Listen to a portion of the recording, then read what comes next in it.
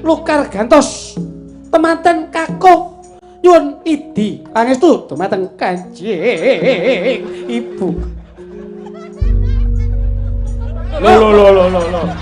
Tak tuwapu iki ngene kok sok. Kuwi ibumu kuwi. Iki ibuke sok mbok sosrop iki sok. Lah karo ibuke dhewe. Iya ning kono ora pareng. Iki kagungane bapake. Pak Sugiono pun digeser didol langsung mawon. Aja lah sing mirsani kok streaming piye didol. Nggih, pangapunten. Nggih, wonten mriki nggih langkung prayogi mboten menapa-napa, Gus. Mboten napa-napa. Nggih, nyuwun pangapunten nggih. Mboten napa-napa monggo. Sakala kladuk napa? Nyingkur sinden. Hah?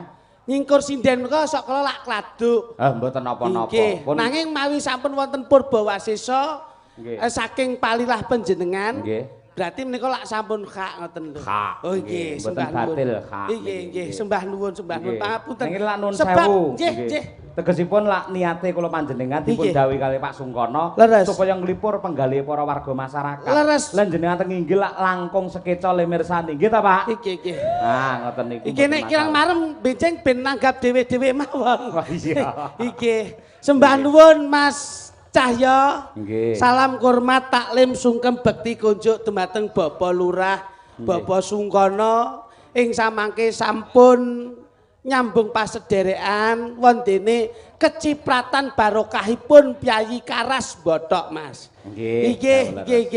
Wondene nderekke panjenengan dipun kempalaken panggih wonten mriki bombong ing manah kula Mas Cahya. Bombong pripun? Lah pripun kula niki mubeng pundi-pundi niki sing iso diarani penonton sing kondusif tertib nggih kados dalu niki.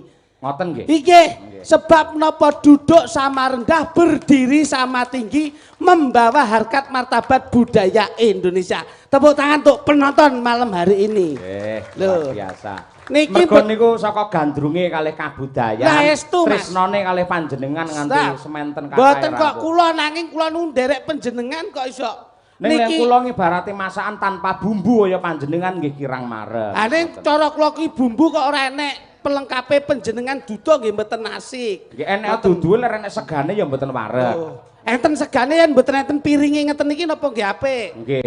Dadi piring bar kuwi terus kuwareken lek ora enek teleke ya ora apik. Kok ya pas teleke ngriku to panjenengan iki kok iso. Mula penonton dalu niki wah jan ikhlas saestu Mas.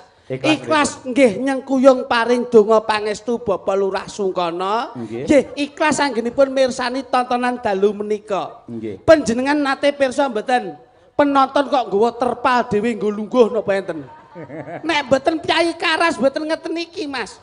Mula para-para punggawa agung saking jajaran kapranatan Desa Karas Bothok menika nggih sami lenggah sedaya. Ha niki ndudohke yen Karas Bothok niki ora ninggalke budaya, negara lan agama. Leres. Ngeten. Nek perlu kula luruske. Nggih. Mriki niku desane Bothok, Kecamatan Karas. Mula pas Pak Sungkono ndhawuhe Keng Putra nglenggahken wonten ing damparing keprabon. Mbak Nita pinanggih Mas Muhammad menika pas Mas Cahya. Pase pripun? Mbak Nita saking Bothok, Mas Muhammad saking Mataram Lombok. Betul. Bothok isone jangkep lan sedep yen ora ana Lombok. Iki lho. Mula pas nggih. Mula dalu niki kok ya jodoh ngoten lho. Nggih. Ha niki mula alhamdulillah kula niku ngepas otak-atuk gathuk kok ya pas. Nggih. Bothok. Pancen jenengan iki cerdas Mas Klitik. Lah diaturi kok. Mila nggih dipun tresnani Pak Sungkono ngersakake nimbali panjenengan mergo suatu saat kecerdasan cemerlange berpikir panjenengan ngoten niku sing dianti-anti kalih para warga masyarakat. Yen kepengin pinter srawunga karo wong sing ahli dengan ilmu. Yen kepengin iso ngaji ya srawunga karo Rama Yai. Yen kepengin pakar dengan undang-undang atau hukum itu tentang pasal yo kumpul karo wong sing paham pakar dengan undang-undang. Niki lho Mas. Mula ya anu niki ben ngomong sithik Mas.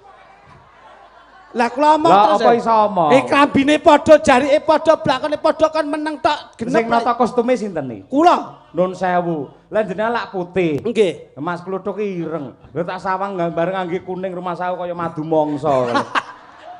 Panjenengan niki ala-ala nggih Mas kula lho, Pak. Niki nggih tesik sederek kula lho.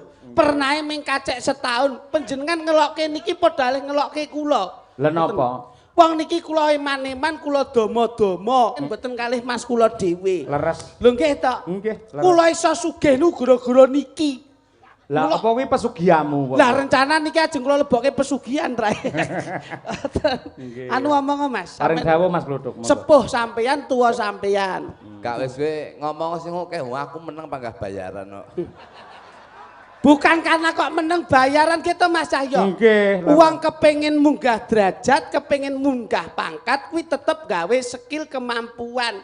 Dadi lurah yen ora duwe skill dan kemampuan, apa ya arepe lenggah ngasta ning kepala desa? Tidak mungkin. Dadi dalang yen ora duwe kepinteran bak-bakan lakon budaya, apa ya arep lenggah dadi dalang? Nggih. Kula dadi dagelan yen iso ngungkuli lurah ya yen iso ngungkuli dalang. Ngono lho. Kecerdasanmu apa terus omonganmu kepiye, tekamu nggawa apa, mulihmu sangune apa. Iki lho. Rene iki golek sangu kok nyangoni. Lho. Ora kok perkara kuwi, kan ngerti to bengi iki enek apa, ngoten lho kita. Ya bengi iki ya jelas to wong jelas nek kuade iki berarti kan ya dedaupan utawa mantenan. Lho, lah iya sing dimantenke sinten? Ya temanten kakung pikantuk temanten putri. Asmane sapa? Lah jenengan pirsa napa mboten dadi dalang ditimbali ket sore wae mosok dereng pirsa asmane. Lah aku mau wis matur aku gen ditakon karo sampean. Lah nggih lha pun pirsa nyapa tekok kula. Bah, angel tenan iki. Orang itu bertanya itu kalau tidak tahu, kalau sudah tahu ndak usah bertanya. Kira-kira dongamu ning temanten kekalih pripun ngoten lho. Dongakne piye wong keluargaku dhewe murat marit tok dongakne manten. Ya salah Mas, terkecuali kalau keluarga kula menika ayem, kula iso ndongakne. Lain keluarga kula murat marit iso ndongakne. Engko sok kala niku kula nuturi tingkah laku kula niku tidak sesuai dengan apa yang saya aturkan. Sok kala delokne wong liya, Pak. Kita mboten. Sampeyan ki rene dijak Mas Cahyo kok ora malah iso nggeret Mas Cahyo piye to? Loh, kok digeret piye iso teko dhewe kok digeret. Maksudnya ki digeret asmane, digeret panggungnya ben Ya supaya wis to ya. Loh, Mas, saya itu berbicara realita loh, Pak. Ngene lho Mas Gluduk nun sewu. Sampeyan niku lak sing ngejak kula lantarane to Nggih, saking Mas. Pak Sungkono Leres. ndhawuhi kula Leres, sepatu Mas. ngejak jenengan. Nggih. Gandeng kita adalah mitra kerja. Piye carane sampeyan njunjung derajat kula ngoten lho. Loh. Lah apa ya kuat kok gedhi jenengan kok. maksudnya ki sampean ki iso mangku. Dipangku apa purel piye kok dipangku. Dah bleset Wong to, Mas. bojoku ora tau tak pangku kok mangku Mas Cahyo. Ora kok tegese mangku ki ora. Mas Cahyo ki ngasta dalang, njur sampean ki dagelan antarane kernet karo kondektur kuwi kudu iso nyawiji. Kernet karo kondektor nyawiji lek ra nek bise apa ya bosok. Aduh. Lah bise ki ya minangka pirantine wayang. Lah iya. Ngono lho. Wis tak sakmono. Lah kepiye sampean ki iso ngrasake setitik keringetmu iso dirasake Mas Cahyo. Nggih. Lha kuwi lho. Beliau kecut. Keringet tak dirasane pun dilati. Anu panjenengan mawon. Ngene lho niku. maksudnya jenengan iki lak dagelan to, nggih to. Dagelan diundang karo Pak Sungkono. Mesti kersane Pak Sungkono sampeyan supaya nyenengne para penonton kabeh. Ngono lho. Keluargaku dhewe susah lho, Mas. Kok terus nyenengne wong. Gawe ngene lho Mas. Bah, duh susah. Ngeten lho, mau ruang ngono kon meneng wae malah bingung ke Lah pikiran. awakmu sing ngusulke kon ngomong kok. Sampean kuwi duwe mripat go nyawang. Irung go napas, lambe nggih ngomong, kuping nggih ngrungokke, ati nggo ngrasake, tangan nggo nyekel, sikil nggo mlaku. Kurang siji. Apa? Lah iki nggo apa? Lah. Lah, kok malah cilik ngono. Gorene tak geceke. Ngeten iki mbok ya pekewo karo Bapak Lurah, Bapak sedaya para punggawa to. Nggih, Pak. Jer Basuki mawa biya. Nah, iya, Pak. Niku lho, gandeng Pak Sungkono wis mengeluarkan biaya kagem panjenengan. Kira-kira sampean arep ngijoli apa karo Pak Sungkono? Ngono lho. Nah kuwi lho, maksudnya yang penuh dengan barokah, penuh dengan syukur, penuh dengan nikmat. Gitu Mas. Pencerahan, Pencerahan. Kepiye wong iso seneng? Kepiye wong iso guyu? Ya ngene. Wong seneng kuwi mesti berarti iso guyu. Wong sing iso guyu berarti iso bersyukur. Syukur. Wong sing bersyukur uripe mesti teratur, bakale makmur, slamet besok ana ing alam kubur. Jenenge Pak Sugiono kuwi ngetokke pro. Waduh. Lah yo. Rene tak paku lambemu. Sik to, sampean ki aja salah tampa. Kowe Sugiono lho. kulino delokmu kakek Sugiono. Pak Sungkono, Pak Sugiono. Lah iya, Pak Ini Sungkono. lho, ini sudah terlihat kowe iki asline ganteng pekok kowe iki. Maksudnya Kok Pak Sungkono, Pak Sugiono. Maksudnya Pak Sungkono ki sugih ngono lho. Walah. Pinter, dagelan iki lho. Sok belek mati sing bosok sik cangkeme. Pak Sungkono kuwi sugih tur ya ana. Karep kuwi muni ngono lho. Lah mula jenenge Pak Sungkono. Baji. Oh, dulur kok malah orang. Ngene lek kene kleru aja diguyu. Sampeyan nutupi piye carane malah guyu. Lah kudune sing pinter ak kono. Sing kleru kudune lak aku. Lek sing kleru kono sing nutupi piye? Kanek ngiler. Pangapunten. Pangapunten Pak Sungkono nggih. Nah, ngono Pak sapa? Pak Sungkono. Lah Pak Sugiono. Loh, donga ki lak apik to, Mas. Ora donga, kadang-kadang apa yang kita ucapkan itu tingkah laku yang tetap kita lakukan setiap hari. Apa yang kita pikirkan setiap hari. Sing mbok pikirne mesti kakek Sugiono. Lambe mata kuwi sok kala iso klilipen. Bener. Lambe sok iso ya iso kleru nggon pangucap. Sikil mlangkah kuwi ya iso kesandung. Alibi iku biasa. Ora kok ngalibi, saranduning badan ingkang sampun ginaris peparingipun Gusti lak benten-benten to, Mas. Terus. Mula Bapak Sungkono. Tak alon-alon bleset niki bahaya. Iya. Bapak Sungkono ki nyenengke para warga. Nggih to, Mas? Leres. Nimbali para tangga. Lho, sing gelar budaya, sing ngasta Mas Cahya, iki ngentekke prabeya, panggung amba disewa, son diunekno, daharan ditokno. Terus iki bengi ngene iki kurang apa? Lho kowe iki karek ndagel iki sing mbok pikir apa? Sing tak pikir iki engko bayaran piro. Lah wong wis jelas tur nyata kok nggih to, Mas? Ya nyata, tapi wis sing mbok pikir iki mung kakek Sugiono. Sing wis enek bengi iki syukurana. Sing ora enek entenono. Sing wis lunga lilakno. Sing wis randa-randa openono. Ora sata openi mergo wis diopeni kami tuwa.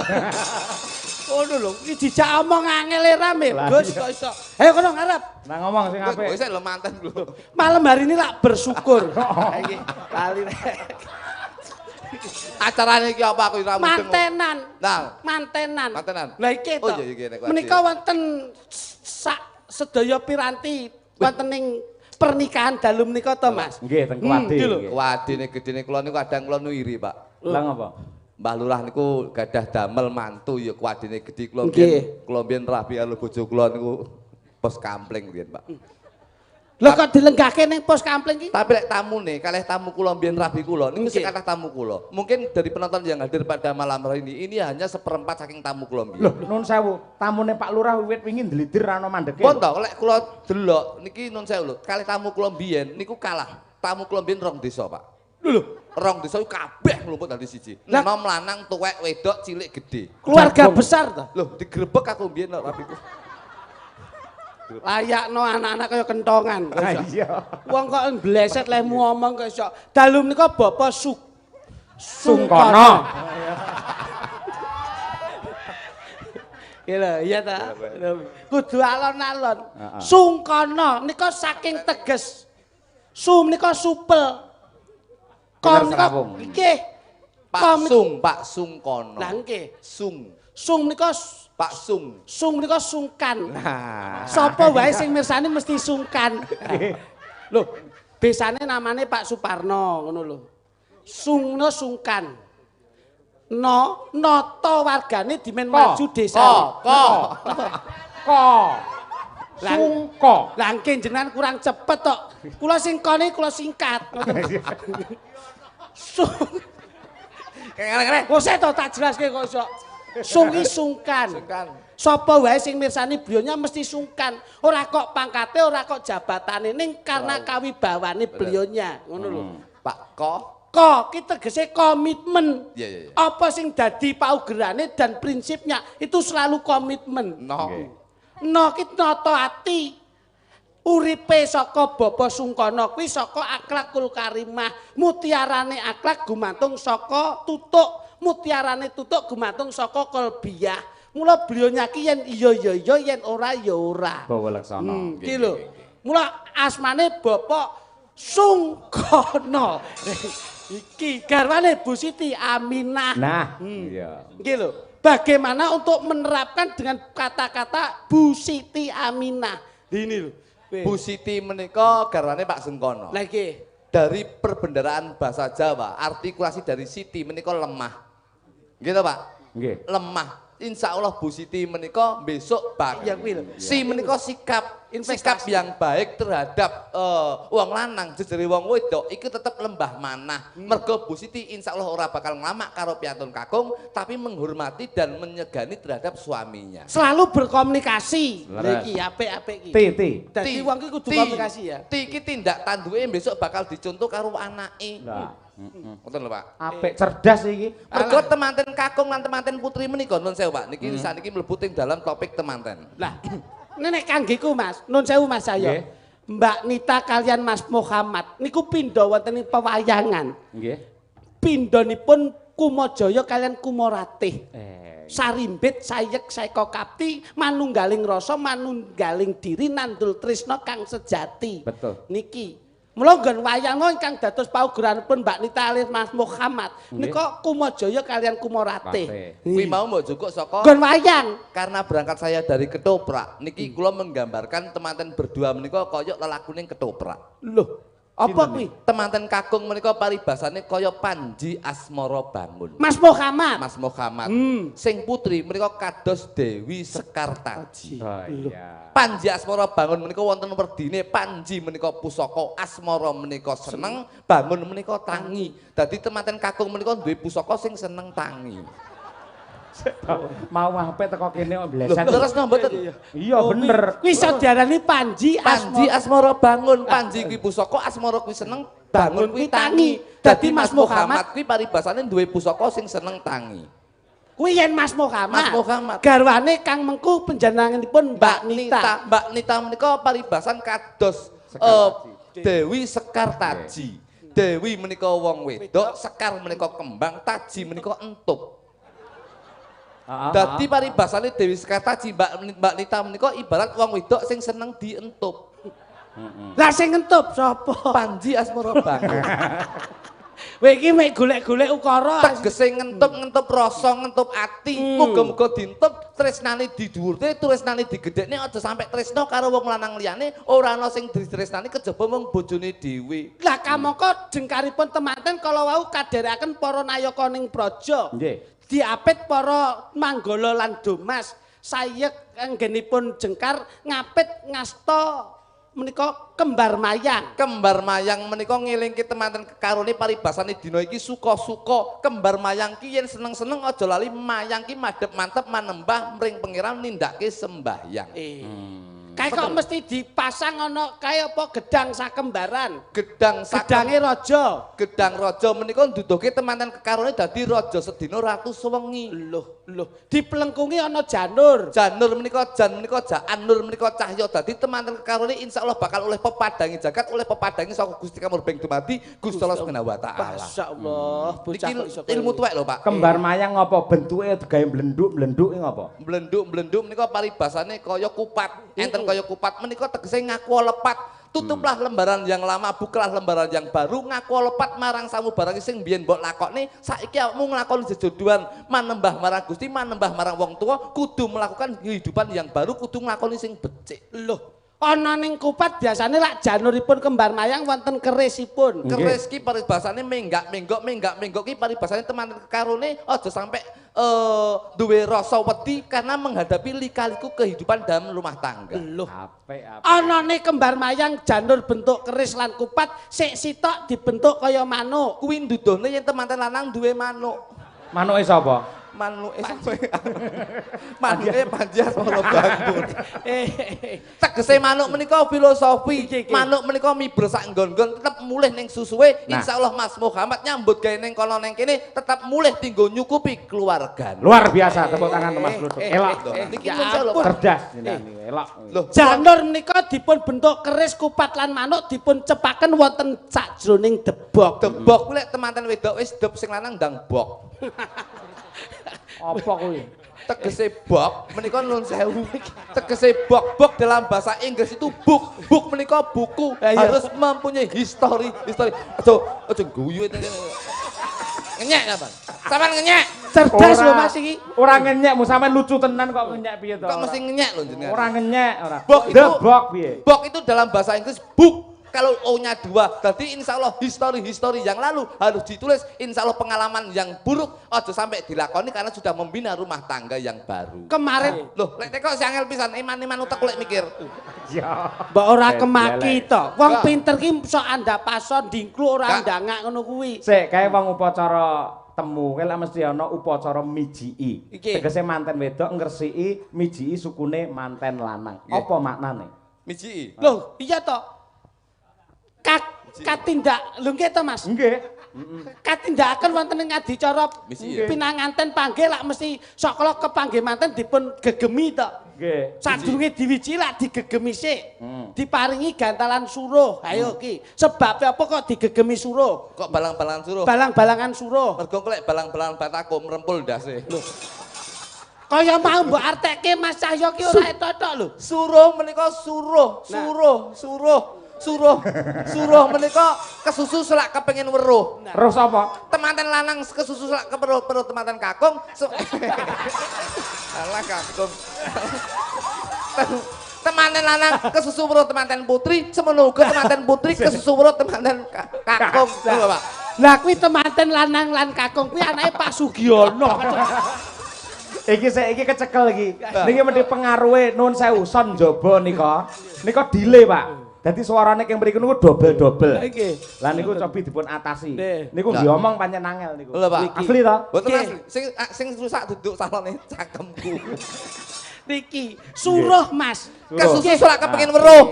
Lho. Adicaraning pinanganten kekalih sak sampunipun panggih sawat-sawatan gantalan suruh lajeng dipun ngawontenaken adicara pidaan ndok. Nah, sebab apa kok mideng ndok? Sebabipun Mergo lek mideng telek mambu. midang Ndok ki mecahke pikir. Insyaallah teman-teman karo ini kudu bisa mecahke pikir. Masalah apapun harus diselesaikan. Perkara gede ayo dicilikke, perkara cilik ayo diilangi karena tidak akan mungkin ada permasalahan tidak ada solusinya. Loh. Oh iya. Lajeng dipun wijiki ngagem tirta wening. Mergo lek disuwi banyu aki nglodoki sikile. Tirta wening. Tegese ngresiki sesuker sing kalaning praja. Muga-muga bisa manembah nyawiji dadi siji dadi temanten sing sakinah mawaddah warahmah. Kaapit Kanjeng Rama lan Ibu lajeng dipun lenggahaken wonten ing kuwadi. Kuwadi iki kuwato nyangga barang sing gedhe. Tegese Godho, Pak. Wong lek wis dadi bojo iki godhone sok kala gedhe. Insyaallah Mas Muhammad kalih Mbak Nita itu akan mengatasi cobaan-cobaan yang besar. Temanten kakung kang saged dipun wastani temanten lanang. Lanang ki lanang laki laki lancip nang ki menang. Wong ki kudu lancip pikirane kudu menang dalam mengatur rumah tangga karena wong lanang tadi presiden rumah tangga. Temanten putri kang saged dipun wastani temanten wedok. Wedok ki yen diawe ndang dodok. lho. Tegese wong wedok kudu manembah bekti karo wong lanang. Niki nuwun sewu. Ini saya wis kadung kepinteran ngene iki tak dudoni kepinteran. Iya. Aja mleset lho. Enggak.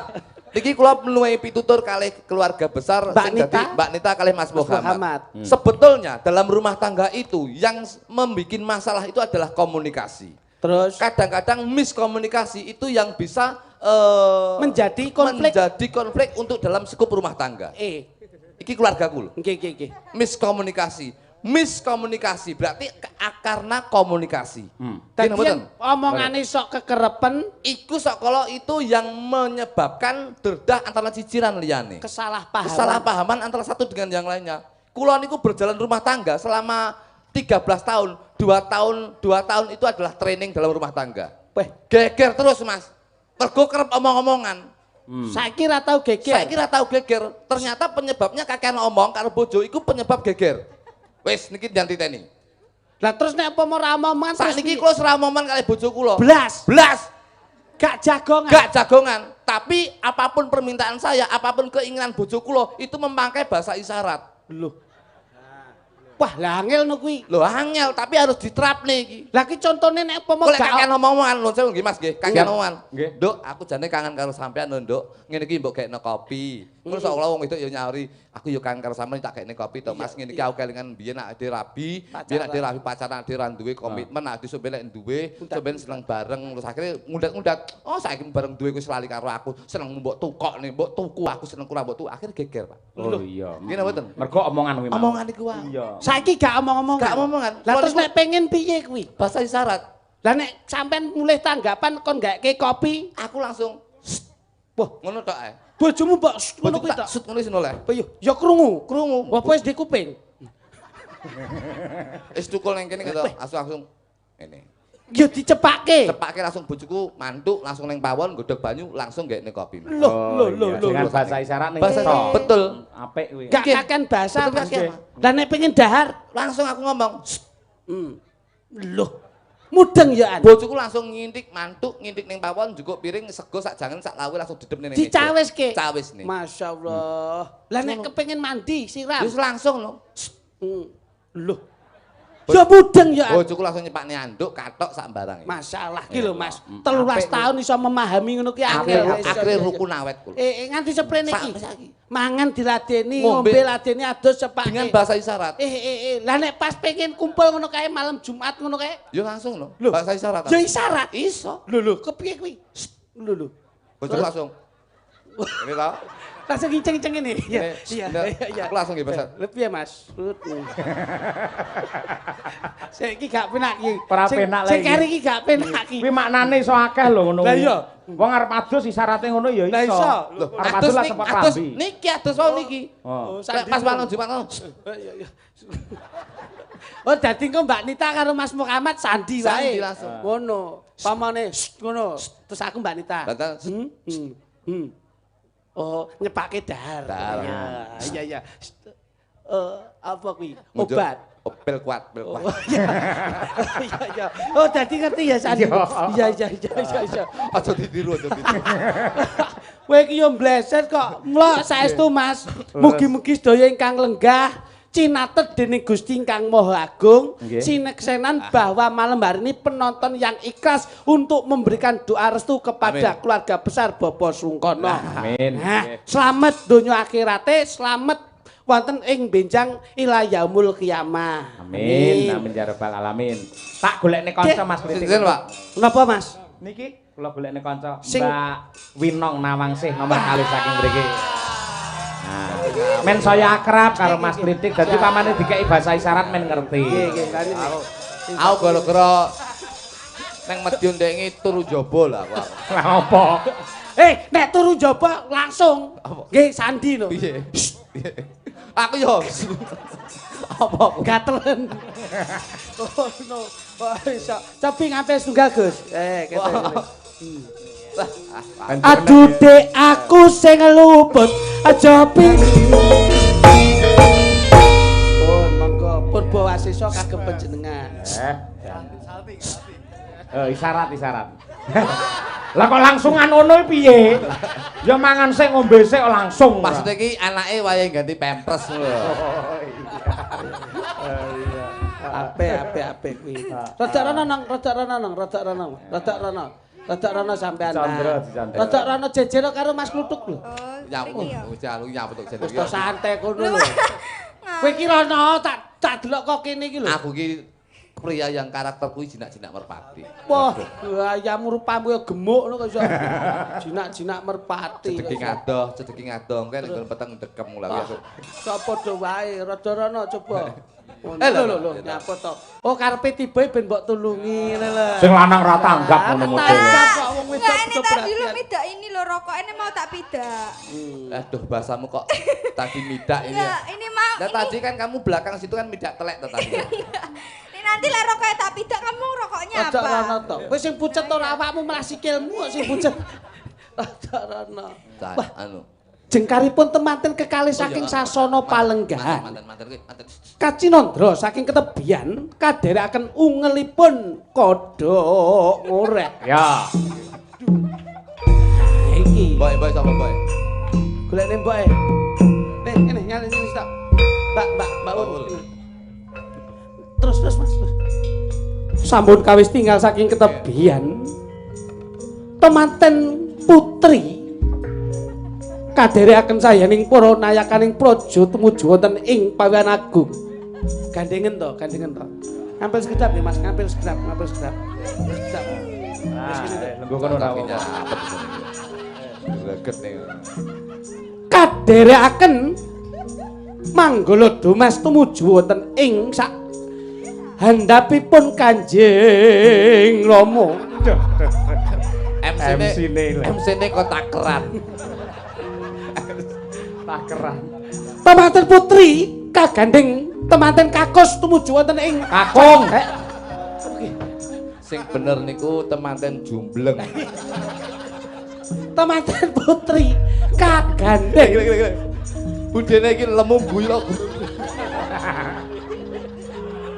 temanten putri kagandeng kapit temanten kakung tindak sak pecak jumangkaing suku anggetutaken kedheping netra tumuju wonten ing sasana pawian agung saandhapipun Kanjeng kalarapaken wonten ing sangajengipun Kanjeng Ibu nyuwun idi pangestu anggenipun tumuju wonten ing samudraning bebrayan. Oh, sungkeman iki, sungkeman. Sampun kalarapaken wonten saandhapipun Kanjeng Rama. Kedawan kanjenge kedawan.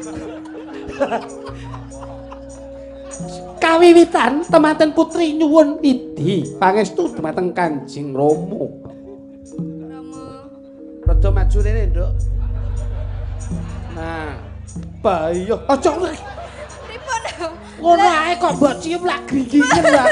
Kula sumpah. Ngono ae. Kata-katane tak ajari kok kene. Lah pripun, Pak? Nuwun sewu. Nyun sewu Kanjeng Rama. Ora ngono, nuwun sewu. Nyun sewu. Kanjeng.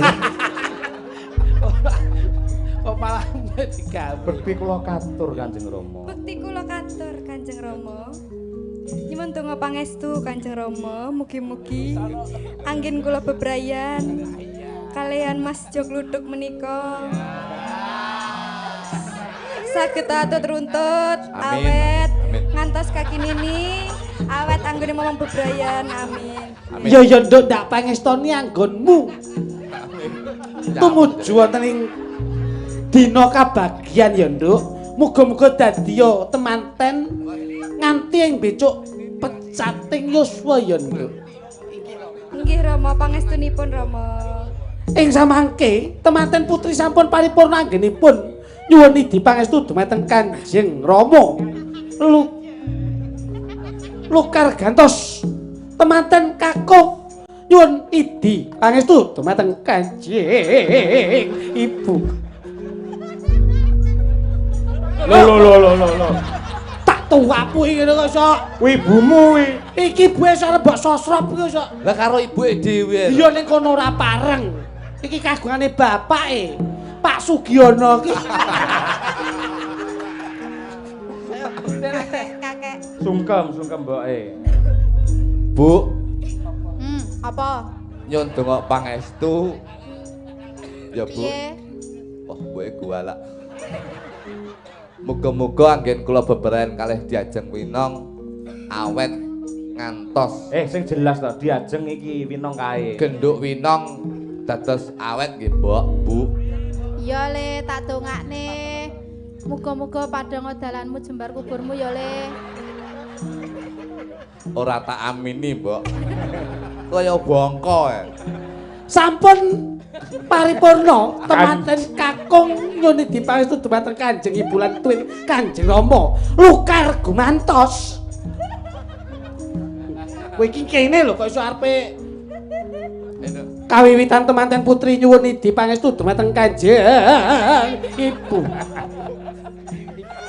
Bu, Apa Nduk? kula nyuwun pangestunipun panjenengan. Ijo. Kula minangka kok minangka nggih kula minangka manten. Wakile kanca-kanca. Kula minangka putra panjenengan nyuwun pangestu Ibu. Ya tak pangestoni muga-muga ndang sadar ya Nduk. Ing samangke titi wancinipun temanten kakung nyuwun pangestu Aja dumateng Kanjeng, aja iki. kaliyan Kang Rama. Ora sah nangis. Iki nggon teka saka titiwan Cirespati manismu nggon kabagianmu temu garwamu ya Nger. Wis mbok ternyuh kowe. Aja nangis bocah kok nangis. Yen nganti kowe nangis pendo apa yen disawang para tamu Alah aja nangis. Ngono kok nangis ki ngopo to? Aja nangis barang iki nyapa. Malah mbok dilan ya. Bapak aja. Aduh. Cacat. Bapak ini kono ae kok malah mbok gigit. Kono ae kok iso. Ndonga pangestu mugi-mugi kula awet, Pak. Tak mangestoni ya, Le. Ibu lan Rama wis mangestoni anggonmu bebrayan. Rongso ati bapak ya, Le. Dadi pimpinan rumah tangga sing apik, nggih, Pak. Aja nganti kowe lara ya, Le. Besok yen kowe nganti mati. Bojomu tresnanono. Aja mbok gawe lara ya, Le. Bapak wis lila. Kowe rapi karo iki ya, Le. Aja cocok. Aku tresno seneng ibumu marem ya. Kowe anakku sing tak tresnani. Aja leti-leti. Aku tak omongne Pak Sugiono. Wong sungkeman kok malah anarkis kaya ngono. Anane ngene ya anakmu gagarotan. Aduh seneng. Sarehne temanen sampun dipun temak anu kamare di kamare. Rasa takon kamar. Langsung gandrunga ngono lho, kok iso kamar lho. Upama lho Mas Lutuk upama. Nggih, wong kula Nadyan to jenengan lek kagungan garwa kagungan putra. Ning upama lek kodrat ngeparengake jenengan suatu saat ngoten niku terus palakrama karo Mbak Winong kira-kira piye rasane? Mboten, Pak. Iki nyapa to jeneng bener. Model iki lak setuju to jamaah iki lak setuju. Ngono lho. Kula niku akan mencintai satu istri tapi dengan beribu cara. Wong wedok ketek ayu, Pak. Terus? Tapi sebetulnya itu hanya kiasan, hanya beberapa waktu yang kita tempati utawa kita nikmati. Lah kuwi lho. Kuwi teori tok. Lek wong lumrah normal nyawang Mbak Winong kaya ngene mesti ngarani ayu. Ayu saiki bojo kula mbiyen yo ngene iki ayu. Bojomu? Bojoku mbiyen ayu, begitu kula rabi sakniki rada tuwek, sakniki melorot kabeh, Pak. Lah iya mumpung kelombrot melorot ngene dijolke sing luwih ngene iki lak luwih apik. Ora payu dijole. Pokoke Mondhe iki tak ijole pedet nolak kok, Pak. ngawur masamu kesanipun kalih Mas Jo. Larasipun tetep ngagem telok. Nah, niku. Pas. Tasak dandan barang nyawur dandan wedak. Wong wedak pipan nomor 5 lagi giyet nih. Lah wong sinden ki ben dipola sayu dipersani nyedepi kok iso. Kan bojo. Ya kono. Lam. Lah. Ora nek bawa liyane apa piye? Khas lho, Pak. Saiki iki YouTube kabeh metu. Iya, tapi kan khas, Pak niki. Oh, jati diri ya? Jati diri lho. Oh iya. Uang Ora isone mung kuwi to. ora, aku jane iki sembarang iso. Cuma sing apa? Liyane coba. Pamintaku nimasito ase. Iso niki. Tapi kula ora iso. Lho. Kowe mulak-malik jere iso nek ra iso. Iso ngarep buri terus. Yen nganti kowe kepengin iso sinau yayi suwanono kanje. Wis bebas arep bawa endi. Kowe iki kon bawa ya ora iso kok iso. Kamu to. Kene. Iki gawe kursi pantai ora? Ngono iki diomongne ning mburi ya diomongne ning kene ora. Ben ra digawe ngono lho, ben ra digawe. Ben ra digawe tak disiki. Pamintaku Iki langsung praktek ya. nimasito asik atut runtut tansah reruntungan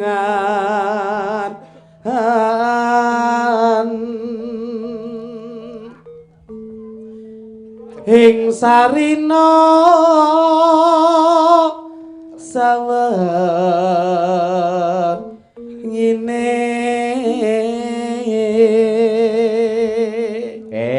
Gawe pasangan dhewe-dhewe.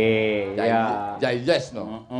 Lek Winong kalusen golek sing ganas. Ora kok kalusen ki kok nek jejer tenan, perang Bratayuda tenan ki kok. Ora perang malah rak ngene iki njejit cah nom ragate akeh, Pak. Oh, iya bener. Malah lho, ngeten iki malah jos. Jos piye? Iki paling ndak skincare mini apa skincare. Iki mesti regane njali larang. Niki mesti siang malam digawe langsung bareng ngene iki. Lah apik iso putih. Putih piye akhire blang kaya tekek kok. Sayang. Ini mencoba. Kok tak? Ilatmu kok Loh, kaya kowe kadal, Mas. ngewehi basa isyarat kok iso. Oh ya. Oh alah ora aku. Wanita liya sing tak tresnani iku jaba kowe cah. Alah gombalmu ki ya. Aja kok- Lambemu rasa dipercaya. Hah? Lah kok andenganmu pindah ning iki. Dek iki ning Banten saiki ning lambe. Kasik to, Mas. Jenengan iki ora ngerti to. Ndek ben aku bar tiba kejongor. Heeh, ketatap lambeku cangkemku. Lah iki kan ditambal urung mari, terus tak andeng-andeng. Wis to senajan to andeng-andengmu manggon ning ndi, tapi aku tetep tresno karo kowe cah. Matur suwun. Diajeng Nong. Injih Kang Mas. Sampeyan mau wis dicawisi apa karo Bapak Sungkono diajeng? Kula wau dicawisi reno-reno Mas kok kuatah enak enek bakso. Terus ayam, mie, terus Iya. niku sing terakhir wonten ingkung enak banget. Alhamdulillah sak kabeng daharan kuwi mau tetep ora bisa marem ning yen aku ora nyawang pasuryanmu diajeng. Bocah kok ayune kaya ngene ya. Ayo, Dok, ayo, Dok. Mas, aku mau kok gak dikek apa-apa to, Sampeyan Mas. tak gawani Apa? ayam, Aku bakso. yo pengen to, Mas. Ayam, bakso soto tak daden sisi ning Endi? kresek ning kresek mau. Endi lah kae. Lah kok dadi siji? Turane pawon. Oh cah edan iki iso turan dilumpukke. Lagi kan keluarga kere to iki. Kere ya apa-apa ya, Mas, yang penting gemati ya, Mas ya. Kere derajate ning Lah, paribasan pejabat sing dadi tresnan. Nah. Datan kinggang Cah kaya ayune. sarambut. Mas, iki aku aja rono. Ya tak ngicipi tangga mudi. Ya aja to. Kok ngicipi mah red kene iki redmu. Oh, wis enek garise Red dhewe. sing enek Nah, bolongane. iki lho. Red kene iki redmu. Terus red rene iki tekku karo adimu. Ayo Ora sampe entuk aja. mlebu rete kene. Red mikine Iki tekmu. tekku, Red iki tekmu. bosok kowe. Lah ngopo? Ora bayaran kowe. Lah kok iso? Iki iki redku. Oh iya. Redku sing nyekel iki dhewe. Lah dite sing goyu kesi. Ayo, Dok. Ah, bleset iki iso. Ya wis iki rasa geret teh buseken rete. Redku rasa geret. Rasa geret. Kowe arep dolanan bakso dor ae malah. Aja gentayangan teko ndi-ndi to nang kene Ora ae aku lho. mau busuk red ki mau ya. Ayo aja gentayangan rono rene. Wong kok ya ora tepo-tepo. Datan kinggang sarambut lamun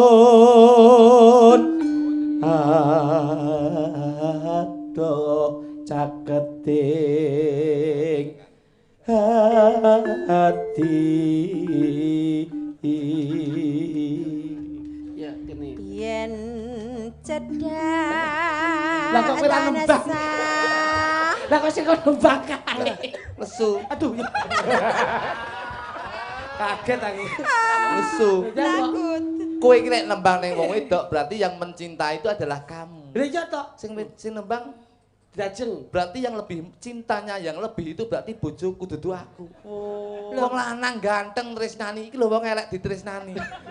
Lah kemaki Kowe iki Kena sampean biyen yang ngoyak-ngoyak aku no, Mas. sing tak oyak-oyak jan iki mbokmu ndi. Waduh, Ya malah ngarah mbok. ya aja ngono wegah aku.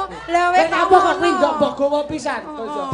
Pas ning karo omah siram-siram. Ayo. Akhire mboke lunga. Ya akhire sing enek ning kono ya aku kadung jamu tak sikat nah akhire. lagi pas mendem ya. Pas kambon nek. Yen sida para. Gitu.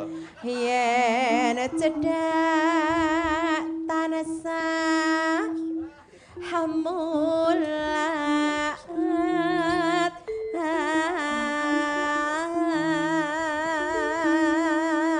Bareng tak Pripun, cek- Kang Mas? Bareng tak cekel gegermu masyaallah. Piye, Mas? Lemakmu nglumpuk ning kene.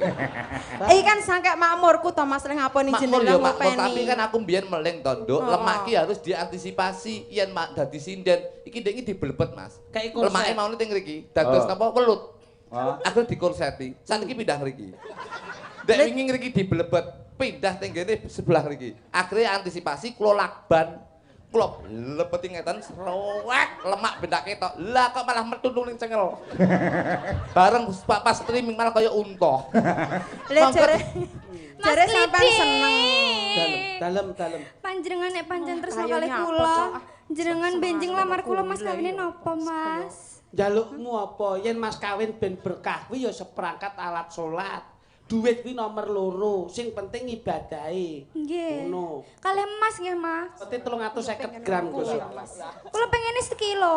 Sekilo apa khusus gon suweng ya? Ngono kuwi Duwer pamer no. yo Mas jenenge. Nggih, pokoke aku pengene sing mewah Mas kawine. Aja kalah lho, Duk. Mas Kluthuk. Kenyek. Aku mbok dijak jalan-jalan to Mas, aku pengen jalan-jalan loh Mas. Oleh koyak tapuk inan iku. Aku ya pengen ditukokne Tukokno, Mas. skincare, aku pengen ditukokne klambi, tukokne sepatu, tukokne apa-apa kaya Eh, winong kuwi lho. Aku ya pengen lho Mas, aku kan perempuan. Oleh Sama njaluk aku- reno-reno aku ra nutup rabi karo wong liya ngono. Ya aja to Mas, masa aku mbok ijolke terus karo Kowe lek tak sapa-sapa. tukane terima. mas-masan itu bukan karena saya tidak mampu membelikan kamu emas, tapi itu saya itu karena cinta karena kamu kepada kamu, akhirnya untuk mengantisipasi, untuk menjaga nih ben kowe ora enek apa-apa. Maksudnya piye genahno? Kowe lek tak tukane emas dijambret, bosok kowe. Yo lek kalemu kena, lek kowe geblak ke motor, akhirnya bundas gagal otak, cilaka, aku sing getun. Lah aku saking wis gagal otak lho Mas. Aku salah mungkin gagal otak, mergo awakmu aku sing ra ndek otak. Masa dibalik. Aku Ya apik. gak wani aku. Arep ngelokke aku sing ra ndek otak. Boten sayang, hanya kamu. Lambene wong lanang. Nek rupane rapati apik mesti lamis. Sing wedok tangane dambunge ora enek reaksi belas. Ora enek tak ambung tanganku dhewe. Oh, Oh, strategi nih ngono lho. Iya. Besok Besok. Mas kene wae to sampean aja rono Iki terus ta. tangane mbok kecupi, lah aku pengen ngecup tanganku. kira kecukup. Wah tangane mbok ambone kancane. Pripun Kang Mas? Terusno diajeng. Nggih. Sita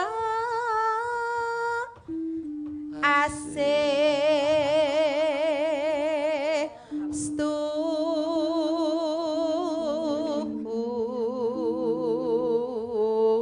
Waduh, dansa ya. Apik modern kuwi. Duh, Kang Mas. Aduh, pas tak jungkel aku, Mas.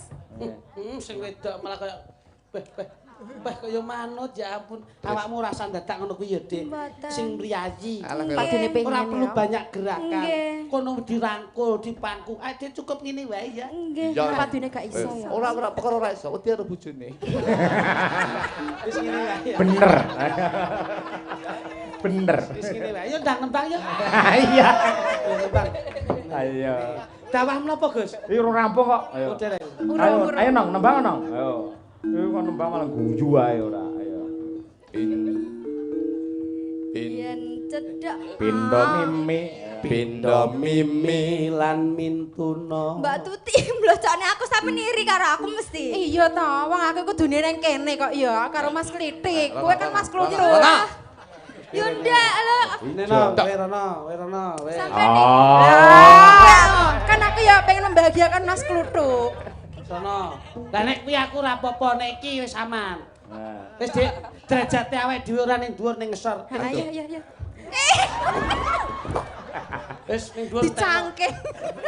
Kayak Nggo kresek. tremos ya. ae ora. Lah ya kok nggo tremos ceret ta ya. Wis ngene iki los ae. bangun Nduk. Tembangno sing apik nong, ben gogloh deh. Ayo. Pindo Pindo. mimi. Pindo. Mimi lan mintuna. Delok ya Mas. Wis karo dhewe wae. Heeh, wis tak Ayo. Badak. Ayo. Ayo bareng. Sing niku bajul. Kang Mas. Kang Mas ana tepi wajib. Tanganmu kok anyep ngene, Nduk? Lah sing anget kan jenengan kedahe ngangetne kula. Loh. Awakmu anyep, aku anget, insyaallah awake temperature bakal normal. Iya. Perpaduan. Perpaduan. Awake dhewe Jan iki bojo pasti ya. gladiator. Terus kok gampang, apa kok gampang geblak loh. Enggak, ini lo kabelnya ini lo ting klewer. Iya, nglewer kabel ra masalah, sing penting atimu ora bakal nglewer ning gone wong liya, Cak. Iso codot sitok. Dilorongnya kayak ngono kuwi. Codot sitok iso. Codot matamu. Aku ya ra gumun kok, Mas. Sido asih. Coba Iso kakek Sugiono. Sido. Sida asih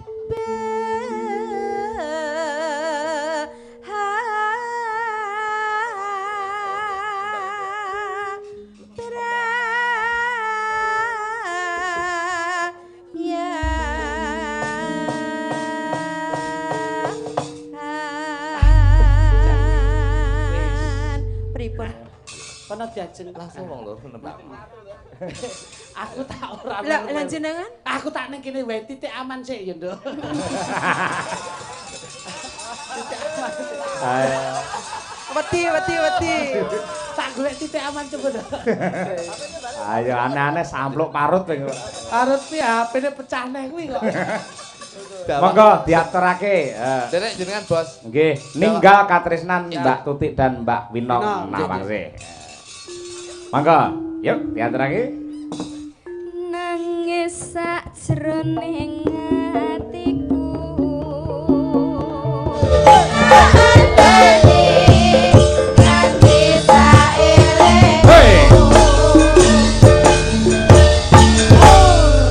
Terima kasih. Gus, Nggih. wonten dawuh menawi beliaunya Bobo Sungkono Nggih. badhe tindak wonten ing Pawian Agung. Nggih, menika pancen wonten Nggih. dawuh lumantar WA. Siap. Kula badhe nderek maringi tali asih Nggih, dumateng Mbak Umi kalian Mas Jo Klitik, Mas Jo Kluthuk. Siap. Ila saking menika dumateng Pedal Bapak kangulungan nggih, Gus. Ya, monggo. Bapak Sungkono monggo. Sasana wanci kula aturi minggah wonten pepanggungan mriki, Monggo. Bapak. Bapak Sungkono monggo kersa tindak mriki. Bapak Sungkono monggo kersa sareng tindak mriki. Sareng kula kancanti. Sareng seniman lan seniwati. Pak Sungkono ya ini gagah pideksa. Sembah nuwun, alhamdulillah barakallah. Monggo Bapak. Monggo Pak. Wah, alhamdulillah. Nggih. Atur sembah nuwun, Kyai kok kados mekaten ademipun to, Mas. Ya. Nggih. Adem kula bengi niki nek pun Bapak kersa tindak ngoten niki. Kok adem. Nggih, Pak, wonten nginggil mawon. Monggo. Dicaosi mic Iya, men paring dawuh riyin. Nggih. Anu Mbak, ngambil alhamdulillah. Wah, alhamdulillah. Sugeng dalu Pak Sungkono sembah nuwun. Nggih, sugeng dalu. Mboten saged paring piwales menapa-menapa namung sagedipun nderek ndonga ing pangajap menapa ingkang dados hajat panjenengan. Mugi-mugi Gusti tansah maringana ridho lan hidayah sedayanipun. Amin. Nggih. Monggo nderek panjenengan Pak Sungkono. Pangapunten kala wau anggenipun mastani asmanipun Klentu. Mboten dados napa. Samar kula nek mboten ndang njaluk sepura ming sak jeneng kok kilo 250. Ora kaya. Nggih. Monggo Bapak, monggo. Pangapunten Nggih. Bapak Yoyo. Nggih, Pak Cahyo nggih. Nggih, Pak Atipun Cahyo. Mas Kangko nggih. Nggih. Saderengipun Mbah Wondo. kula matur suwun sanget Nggih. panjenengan sami saged rawuh wonten dalem kula mriki. Masyaallah. Kula namung nderek bebingah mawon. Alhamdulillah. Nggih. Pikajeng kula pokoke ingkang sampun kula aturaken mlebet mriki seneng, mantuk mengke nggih seneng. Seneng, alhamdulillah. Amin. Nggih niku Pak. Mugi pikantuk berkah barokah. Amin. Kula nyuwun duge keng kathah niku wau mboten dandan dateng dalem jenengan niku amargi kula langsung dandan teng wingking wedalipun radi mepet langsung minggah ngriki mengke bakdo niki langsung suwat teng dalem jenengan Pak. Kula aturi pinarak wonten dalem. Alhamdulillah. Anu baksone tasik ta baksone Tasih kathah. Ampun ayo wis dicawet apa wis jangkep kok iso ngono. Nggih. Nggih. Lajeng badhe atur pangandikan menapa Bapak nderek Nggih. Pak Sungkono. Mboten lho Pak Sungkono nuwun sewu. Adatipun piyai minggah panggung niku lak tegesipun lak napa niku bawa laksana lan berwibawa. Lah jenengan kok ngasta tas niku kagem napa niku? Menika Bapak menika nggih nuwun sewu Mas Cahyo. Saya sebagai asisten Wonten malinipun mriki. Saya sebagai asisten Pak Sungkono, Bapak menika sepindah ngasta Mbah Lurah ingkang nomor kalih menika dados koordinator Koperasi Mekar menika dados Nyapa ndak ngurusi Mekar barang kok iso. Mbak Lurah ki ngasta wis 2 periode kok iso. Nggih, Pak Sungkono. Lha ya. Kalih lajeng Bapak separeng asma. Menika Pak Dan Ramil Pak Dan Ramil sembah nuwun Pak Dan Ramil. Sembah nuwun Pak. Alhamdulillah kontene kala wingi nembe mawon klitik-klutuk tinimbalan Hari TNI Mas. Oh nggih. Selamat Hari TNI sareng Pak Dan Ramil. Matur suwun Mas. Sembah nuwun. Aja nyemoni lho. Ngono ki aku yo nelongso. Gelas. Itu persaudaraan itu kuat hebat lho. Kudu dicontoh karo aku. Monggo Pak Dan Ramil. Pak Dan Ramil Kang Mas Cahyo Kuntadi. Nggih. Waktu Panglima TNI juga mengundang Kang Mas Cahyo Kuntadi. Iya. Nggih riyen niku Pak. Nggih, nika lho teng kediaman, teng SMA nika lho. Pak Yudo. Kebetulan nika kan sebagai penanggung jawab Pak Dandim Magetan. Wah, alhamdulillah. Paring asma sinten? Pak. Kula dan Ramil Kecakot dan Ramil Kecangar. Kecamatan Kota Magetan, Kecangar Kecamatan Ngariboyo. Alhamdulillah. Jan panjenengan nggih budaya ngagem blangkon.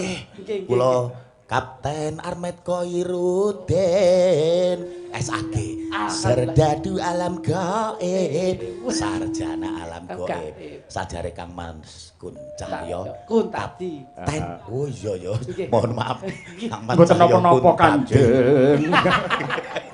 Kapten niku sajare lengkap tur paten ngoten niku. Jas niki. Mula iya sekata kalian Mbah Lurah Sungkono. Nggih. Terus terang niki sami-sami kawruh rasa. Alhamdulillah. Nggih. Sajare Kang Mas Cahyo ngoten nika. Ngono ya ngono tapi aja ngono wong Jawa ora le ninggalke Jawane. Nek ninggalke Jawane mari ora Jawa. Lah wong luar Jawa padha Jawa. Ngoten nika. Ngoten becing-becing nyapa. Isine Pak Dandim apa Mudin lho.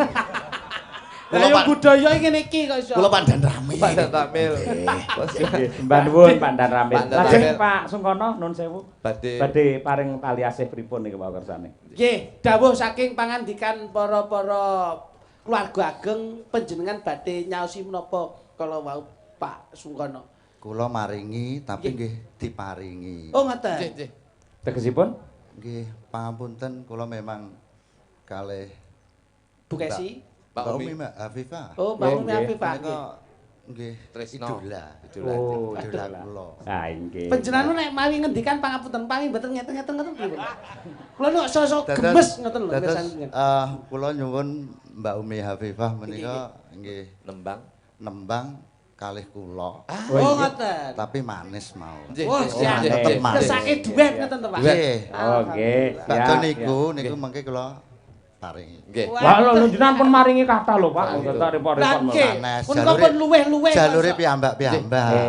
Mbak Umi Afifah kalih Mbah Lurah mangke Pak Dan Rem kalih Pak Dan Ramil. Pak Dan Ramil kalih Kula sawerane mangke pun siap Mbah Lurah. Namine Mbah niku wantun tambah. Makane tetep Mbah Lurah. Ngoten lho. Yo dikersake karo Pak Lurah Sungkono. Nggih, siap Mbak. Monggo Mbak, monggo. Siap. Ngoten. Mbah Lurah budaya. Mbah Lurah ngagem sangka agama, Pak Dan gawe blakon budaya dadi agama karo budaya nyawiji dadi siji. Manunggaling rasa. Iki. Anu tasipun kersanipun dipun beto kluthuk riyen nggih. Nggih. Monggo. Ampun Pak, niku copet Pak, ampun Pak. Lah ben aman yo kok setore yo rono iki. Penadahe jenengan. Monggo manis Pak Lurah Sungkono dan Umi Hafifah. Dados.